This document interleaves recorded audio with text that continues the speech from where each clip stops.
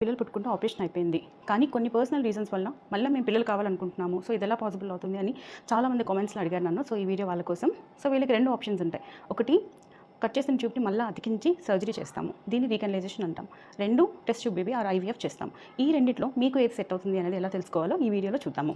For example మీకు ముందు 2 కూడా సిజేరియన్ డెలివరీస్ అయితే కనుక ఆల్రెడీ 2 సర్జరీస్ అయ్యాయి.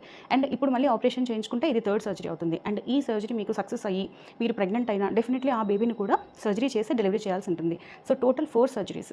సో 4 సర్జరీస్ ఒక పర్సన్కి అనేది మనం డెఫినెట్లీ సజెస్ట్ చేయము. సో మీకు ముందు 2 సిజేరియన్ డెలివరీస్ అయితే కనుక మీరు స్ట్రైట్ అవే ఐవీఎఫ్కి వెళ్ళడం అనేది ఆల్వేస్ ఎ బెటర్ ఆప్షన్.